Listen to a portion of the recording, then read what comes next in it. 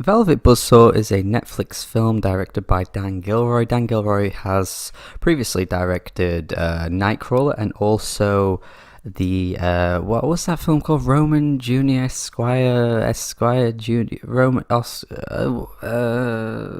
It came out a few years ago. It starred Denzel Washington. His performance wasn't the best, honestly. It gained him an Oscar nomination, though. The film was average. It just wasn't interesting remotely, to be honest. But Nightcrawler was amazing. It is honestly one of my favorite films I've seen this decade. Highly recommend it. It also stars Jake Gyllenhaal too. It's so good. But this latest film, though, is very different. Velvet Buzzsaw is more of an artsy type film, in that the characters are all, art critics. They all work in galleries. They all, look at paintings and talk about them as if like they're like these otherworldly things, and they're very snobby. They're very critical. And for the first 45 minutes, that's basically the film. It takes a very long time for anything to get going. And I will say now that I'm going to go quite spoiler heavy into this review. I'm going to talk about all the things that go on. So obviously, if you haven't seen the film and you want to see the film, click away and don't listen to what I have to say. So the film at first really tries being serious. And as I've already used the word snobby, these characters are intentionally pretentious, like what you'd expect, art type people to be. But it doesn't feel very fluid. They seem very forced into these roles. It's not like they're naturally acting out these roles. It seems as though they're all just kind of shoehorning in this idealistic sort of way that art critics talk, and they all put their hands up in a really oh yes, oh. The amount of times Jake Gyllenhaal does it in the film, Jesus Christ. Every time he does it, it looks cringy as hell. And his entire performance as well is so bad. I can't believe I'm saying this, but Jake Gyllenhaal in this film is really bad. Not as bad as Zoe Ashton, though. I'll get to her in a bit. She starred in Fresh Meat, a UK comedy show, which actually was okay at first. It kind of dragged on a little bit, but it was decent when it first started out, and she was good as that role. But in this, she's not so good. But yeah, back to Jake, man. His voice in this film is just really frustrating, to watch him in this role. He just cannot act in this way at all. I don't know why they made him be this way. Yeah, I can't believe he was this bad. Just watching him in this role was so cringy the whole time. I'm in awe of how bad he was. I haven't seen every film he's in, of course, but every film I've seen him in, he puts in a good performance. He never lets down, but this role was just awful. Doesn't help that the film was terrible as well. This was an utterly terrible film. I feel like there was some kind of commentary on art and how we critique it, and how there's some kind of karma for the words you use on art, and one day it'll get you back or some shit. I don't really know if that even is the thing, but if it is, then that just kind of makes it worse. But that was something I picked up throughout. So basically, Zoe Ashton just finds this art. This guy dies, so she goes into his apartment, takes all his art for some reason.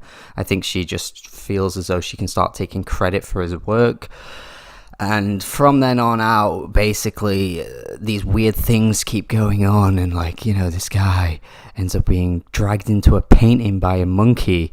And this other guy, dies. And this woman puts a hand inside this, piece of art and gets a arm chopped off. That scene was hilarious.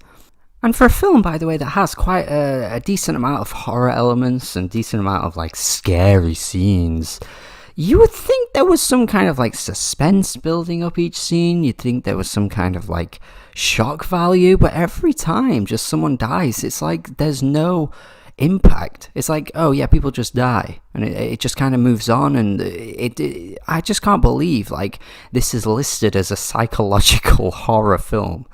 There is not one moment that is scary or suspenseful.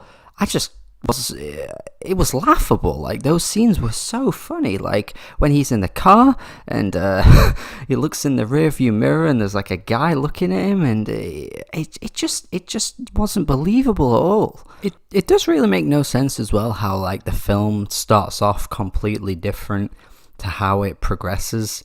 Like, the tone is really all over the place. Like, it doesn't know where it wants to be. Like, it can't settle into one specific idea, which would be cool if, like, it had a mixture of cool elements that, you know, made for a really unique film that tried blending in different ideas together. That would be cool, but it doesn't really do that.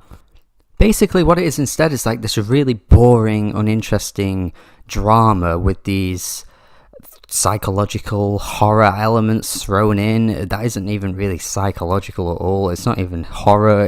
I don't really know. Such a bland film too. Like, with so much art in this film, you would think there would be some really nice, colourful schemes going on throughout the film that made the film, like, you know, made the sets look pretty or something. But, like, there's just nothing. It's all dead.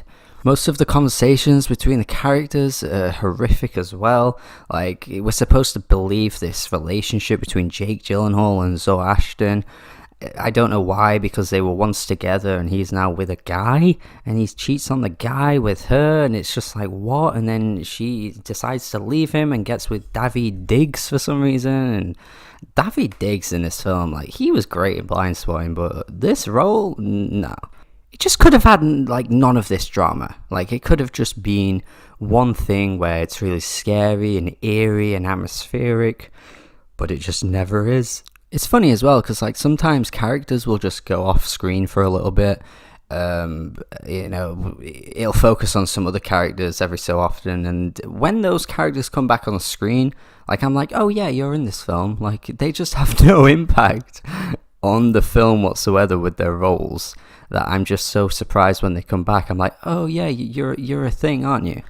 Well, let's go back to Zoe Ashton too. When I was saying earlier she was really bad, there's this one scene where she's on the phone to Jake Gyllenhaal, and she's like, why did you write this review? You know, it's going to make me look terrible. And she's like, I'm scrolling through this review right now, but she's like doing it at like super speed, as if like she's reading the review, and she's not reading anything.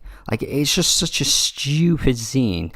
And her final scene where she dies as well, and all the paint starts crawling up her, it's just so bad. Like, and Jake Gyllenhaal's death too, where that, like, robot just starts chasing him, and it's just like, how did that kill you? Like, it's not even like a scary, fast robot or anything. Jesus Christ. And then right at the end, the friggin', like, velvet buzzsaw thing that comes up on the woman, why? What is this film? This film was borderline laughable at points. I couldn't take it seriously whatsoever. Like, there was just no engaging elements from start to finish that made it like, oh yeah, okay, this could be enjoyable. Like, all the performances were terrible, including, like, Toni Collette as well. She didn't do anything for a role. Jake Gyllenhaal, again, a great actor, just was bad. The story was ridiculous. The friggin' deaths were really bad, and it just followed like a one-by-one kill-off cliche type thing. The horror sequences weren't even scary at all. Nothing about this film was good. That bloody scene as well, where they're at the funeral of that person's death we're supposed to care about. Jake Gyllenhaal's moaning about, like, the caskets and the design of the funeral and the music.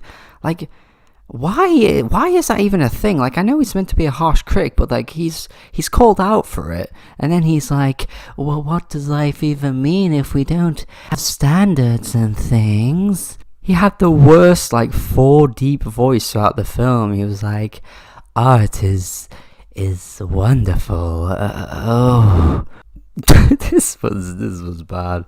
Oh man, unbelievable. This is shocking. Along with Bird Box, Netflix with horror and, like, thriller films, not good. But sadly, this is even worse than that. This is 3 out of 10. This was really shocking.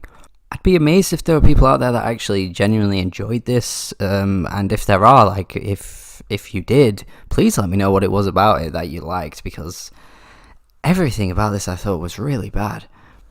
But yeah, thank you for watching. Thank you for listening to what I had to say. If you think I should improve my reviews in any kind of way, let me know. I'm all ears.